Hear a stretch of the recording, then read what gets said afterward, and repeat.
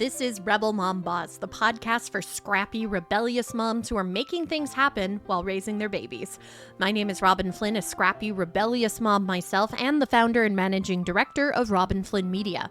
I'm also a mom to a beautiful toddler named Peyton. We do things a little bit differently here, so buckle up and welcome to the rebellion. This week, I wanted to talk about something that often goes overlooked, and that is informal family caregiving. The burden of caring for aging parents, special needs kids, sick family members often falls on women. And we are already juggling relationships, our careers, being moms. It's a lot. So, what can you do to manage everything without losing your mind? Cynthia Iorio is a care consultant and certified project and program manager who works with organizations to retain their top talent by addressing responsibilities outside of the workplace, by bridging that gap between leadership and care. She's also the host of Love, Transform, Evolve, an incredible podcast, which, spoiler alert, I happen to produce. Hey, Cynthia, how are you? I'm doing well. How are you, Robyn?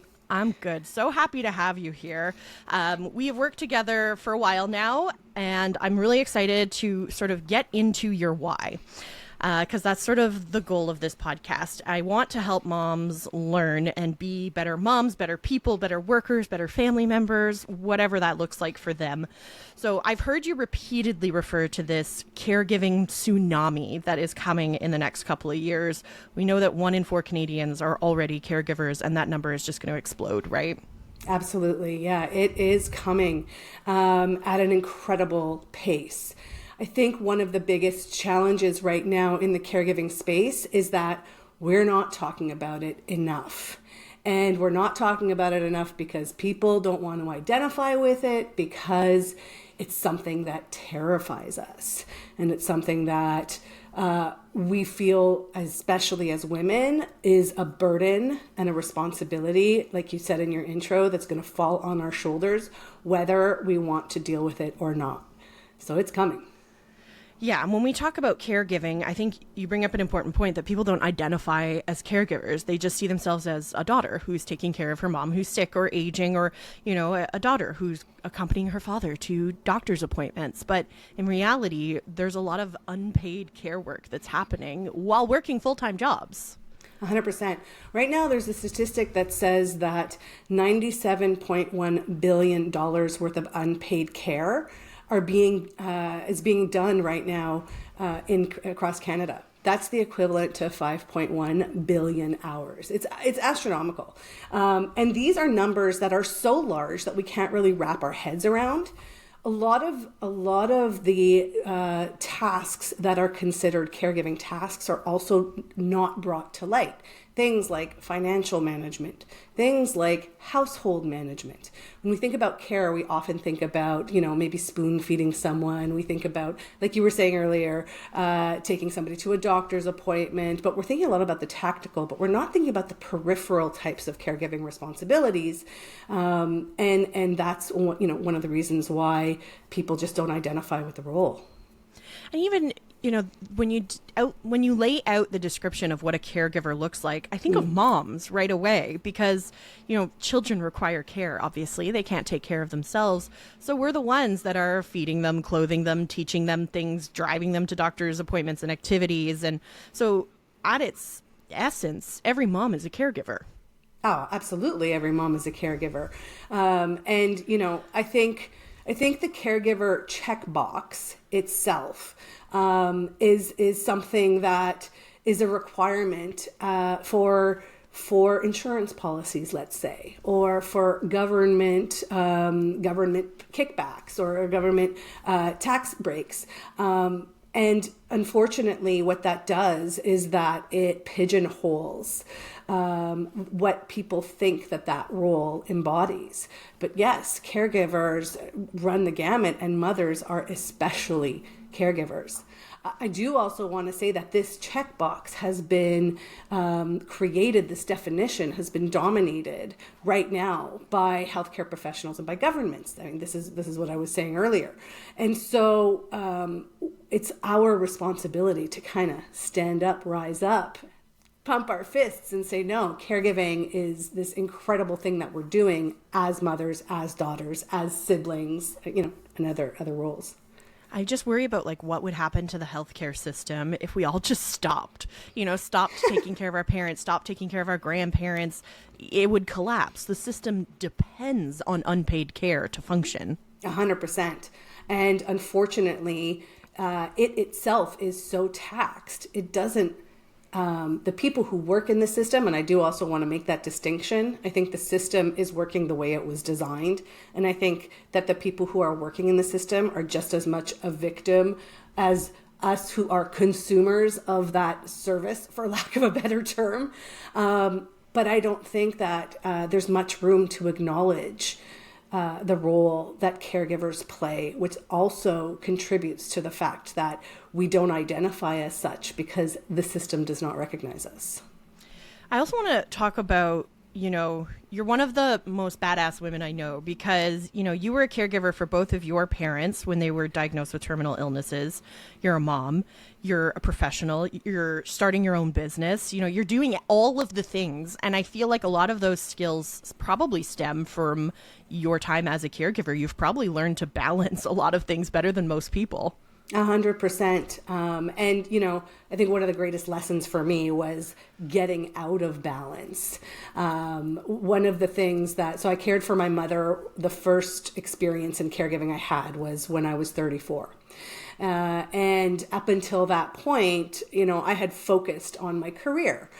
Life had turned out such that I wasn't married by that age. I didn't have any children. And so my career was kind of my baby. And caregiving taught me different lessons in what is important, what are my beliefs, what are my values. Because when your back is up against the wall in a situation where it really is a life or death situation, you find out what you're made of. And so, that experience allowed me to say what I think is worth my time, and also give me the perspective when it is time to rest, because that's a huge lesson I learned. Do you think that caregiving made you a better mom?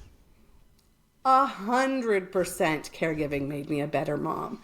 I had the experience of losing a parent before becoming one. And in the way that I thought my life was going to go, I thought I would have, my mother by my side and my father actually as well, by my side to care for, or to help me care for my child. And so watching somebody go through and caring for somebody as they are leaving this life gave me so many valuable lessons in terms of how I wanted to approach motherhood. And one of the greatest objectives that I had in motherhood was that I wanted to pass along my wisdom and not my wounds. And so caregiving gave me the experience to understand how to manage expectations, a lot of the times let go of expectations, be in the present moment, and also allow whatever is meant to be to happen. Because if life were meant to be any other way, then it would happen the other way. I love that. You bring up an interesting point talking about, raising children without your parents. That expression, it takes a village to raise children, is something we hear a lot. And I also see so many moms saying, I just don't have a village. I don't have people that I can turn to. And, I rely on my own father for babysitting a ton. I don't know what I would do without him living 6 doors down from me. I'm curious what your village looks like. Like, where do you turn for support? So I'm very fortunate. I see one person's face jump up at me. I'm a single mom. I've been a single mom since my daughter was 13 months old, but I have a great relationship with my ex and with his family. And truth be told, my ex's mother has been my rock, and I am very fortunate to have her. The other thing that I learned also in finding your village when you don't have one is that you have to allow yourself to be vulnerable and ask for help. And that was something I learned through caregiving. We as women are conditioned to not ask for help, or conditioned to think that they can do it all ourselves, or we can do it all by ourselves and we don't need anybody, right? There's this kind of I can do it all, and I'm going to prove that I can do it all. And I had to change my relationship to asking for help, and to realize that vulnerability is not weakness, it's actually power. And so while, yes, my village consists a lot of my ex's mom, I also have friends that I just turn to, literally.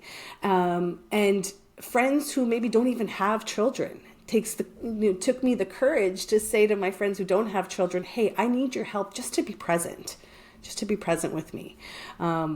With the fear underneath me also that they would reject wanting to be around me with my child. But that hasn't been the case. Oh, good. I'm glad. Relationships change when you have kids, right? Friendships change. We change when we become mothers. I didn't really notice how much I had changed until fairly recently. And my daughter's almost 3.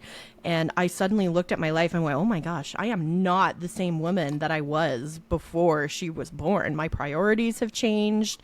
The reason, my why I do things. Like every time I'm at work working on a project that I don't want to be working on, I'm thinking of like how many pouches of applesauce I can buy if I complete this project, So I'm curious, how do you think you changed? How did motherhood change you? Oh, gosh. I mean, it changed me in so many ways. Initially, I wrote about this in an Instagram post once, I bought a jean jacket. I mean, I went through this identity crisis, and I became a mom, and I thought, oh, I'm a mom now. I need to wear striped t-shirts and jean jackets because that's what I used to think of as moms. I became a mom later in life as well. I became a mother when I was 37 years old. And so I had created this identity, and I had stepped into a version of myself that had a lot of routines, that had a lot of things that, interests that were being fed, that all of a sudden when I became a mother kind of went away. And I thought that I had to give them up. What being a mother has taught me is that I get to decide who and how I show up every single day.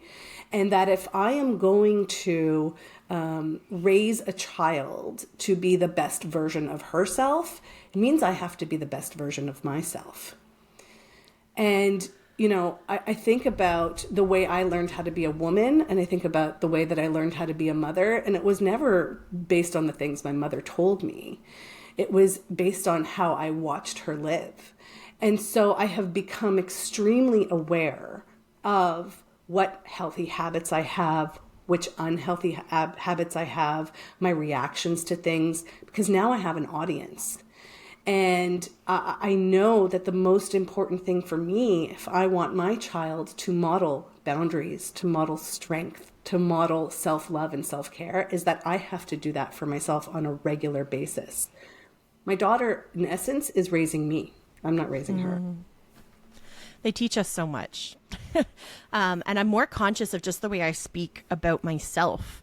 I think it was very common for our moms to, say degrading things about their own bodies and talk about being on diets and not wanting to see people without makeup. And, I'm trying to talk to my daughter. She sees me putting on makeup and she's like, "Ooh, mommy's so pretty." I'm like, "Oh, mommy's just feeling fancy." Like just trying to change the words that we use, so she still thinks she's beautiful without makeup and things like that. Not talking about hating my body or diets or healthy foods and unhealthy foods. Just, I almost feel like it's overwhelming sometimes because you're always on. You don't ever just get to be like, okay, we're going to hit the brakes on this. No, you are always momming all the time. It's so true. I mean, Addison's my daughter, and she always tells me, she's like, "Mommy, you don't always have to be fabulous." And she says that when I'm putting my makeup on, you don't always have to be fabulous, Mommy. You can be, without makeup. And I'll tell her, yes, but I like making myself fabulous because it makes me feel good. And, to that point, I grew up in the 80s and the 90s, and I just recently came across a post online that was talking about, like, was fat shaming that bad and body image shaming that bad in the 80s and 90s? And there's just like clip after clip of this like horrible messaging.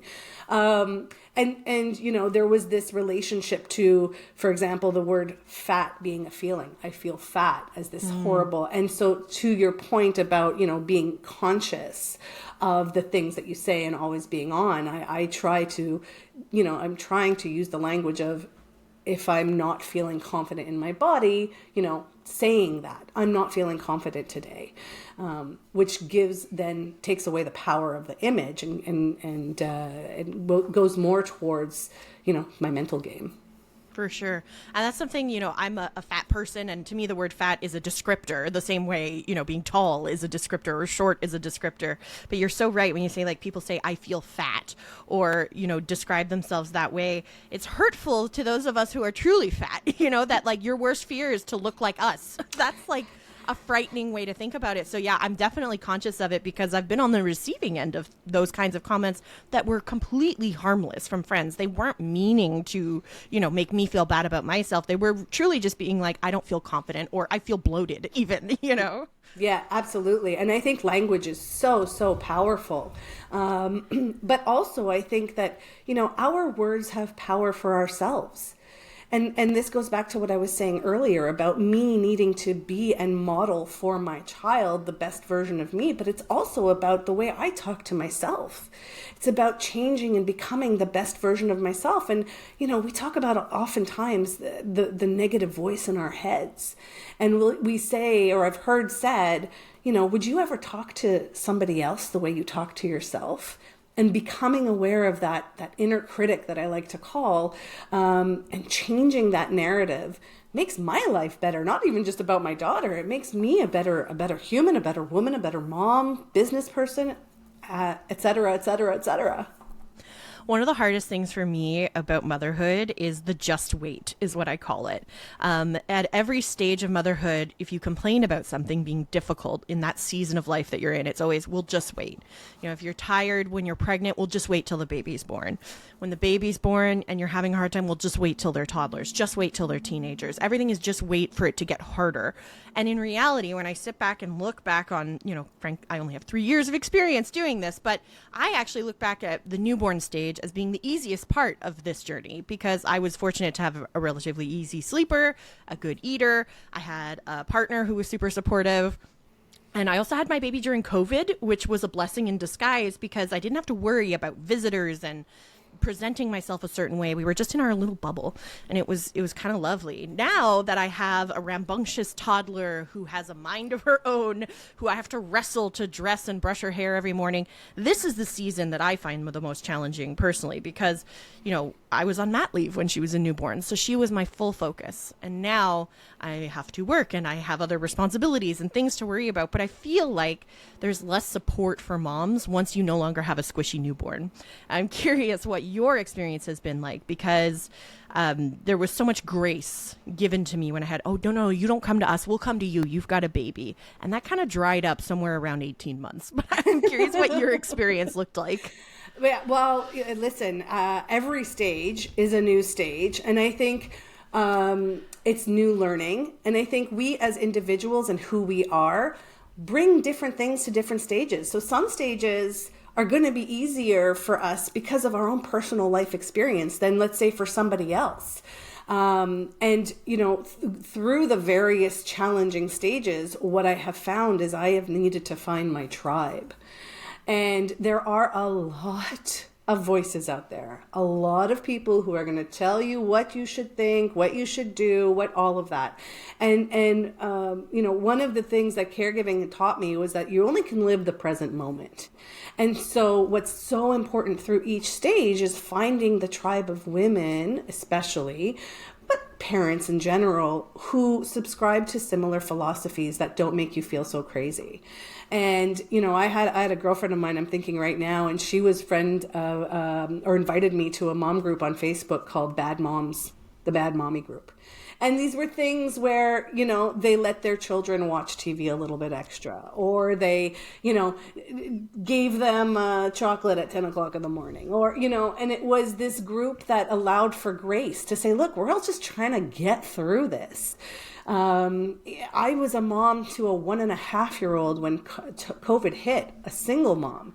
I mean, you got to throw everything out the window when you are working from home and you have, a 1.5-year-old toddler like pulling at you 24/7 and all of that. So I think the most important thing is to find that tribe through each phase, and that tribe might change as well.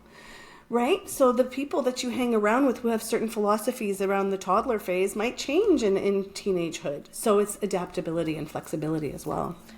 Yeah, I find it so hard. One of the things that I have to check myself on is judging other people. And I would never say anything out loud. I can handle myself on that.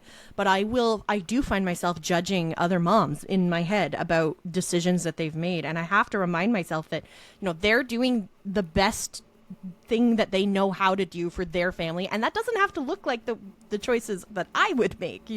We all choose to raise our children differently, and that there is no right or wrong way, as long as you're not abusive, obviously. But I think we put so much pressure on ourselves as moms, and we compare ourselves to other moms, and we're judging ourselves and we're judging everybody else. I wish we could just silence that inner critic in our heads. You know where that comes from is the fact that there's no rule book. Everybody is making it up on the fly, and everybody's so insecure.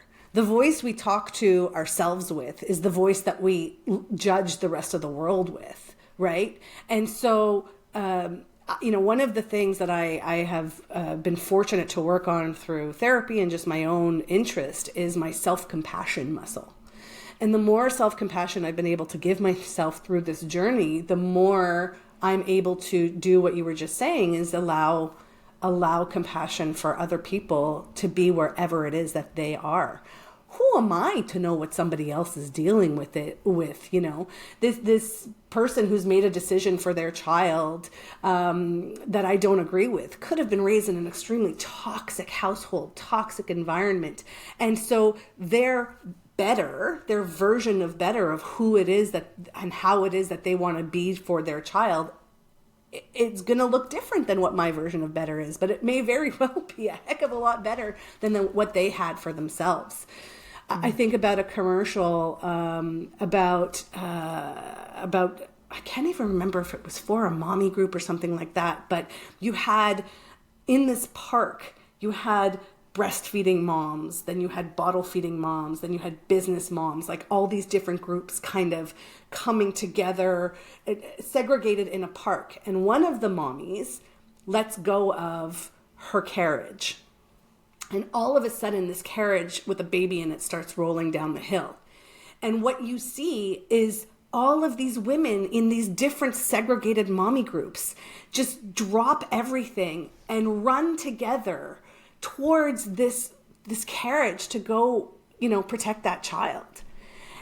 And this commercial is just a beautiful representation of how we will all come at this in a different way. But moms at their cores want to protect and have the responsibility to protect the next generation and our children. Reminds me, I saw a post on social media where someone said, if you're ever in trouble, just scream mom or mommy and somebody will come help you. That makes me want to cry. I know, right? My gosh. But it's true. If there was one thing that we could do to make life a little bit easier for specifically working moms, because you and I are both working moms, what would that be? Because I've had a variety of different employers in my life, and I look back and I'm like, what would that have looked like if I was a mom when I worked there? I'm like, ooh, glad I don't work there anymore. And then I have other bosses where I'm like, oh, wow, I wish she was still my boss because she was so wonderful and she would have been such a great, supporter of my motherhood journey. So I'm just curious from your perspective, because you do work with a lot of businesses to help them, help their staff navigate their responsibilities outside of work. What would you say would be your recommendation for a workplace to make things easier on their moms? Recognize that the skills that are required for motherhood are transferable and required in the workplace. I mean, when you're mom bossing, you are managing systems, you are managing communication, you are doing risk management, you are doing process management. I mean, these are things that you're doing inherently.